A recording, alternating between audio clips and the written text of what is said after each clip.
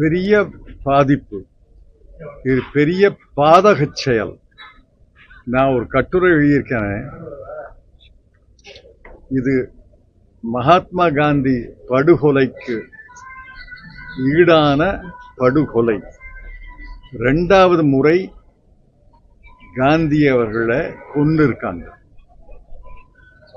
இது பழைய திட்டம், நாங்க அறிமுகப்படுத்தின திட்டம் அல்ல. நாங்க அறிமுகப்படுத்தின திட்டத்துல 4-5 விஷயத்தை சொல்றேன்.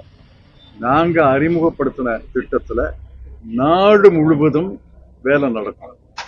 இப்ப அப்படி இல்லை. மத்திய அரசு ஒவ்வொரு மாநிலத்திலையும் குறிப்பிட்ட பகுதிகளை அறிவிப்பாங்க.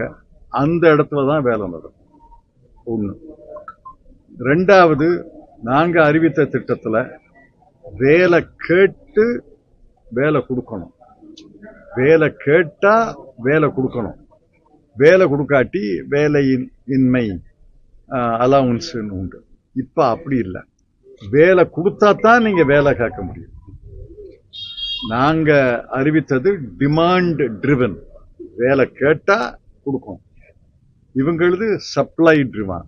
வேலை கொடுத்தா தான் வேலை கேட்க முடியும். வேலை கொடுக்காட்டி, அந்த பகுதியை அறிவிக்காட்டி, வேலை கொடுக்காட்டி ஒண்ணும் பண்ண முடியாது. பட்டின் தான் இருக்கணும். 2.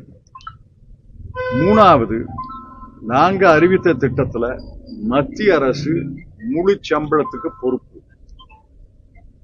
பொருள்கள்ல 90% மத்திய அரசுடைய பொறுப்பு, 10% தான் மாநில அரசுடைய பொறுப்பு.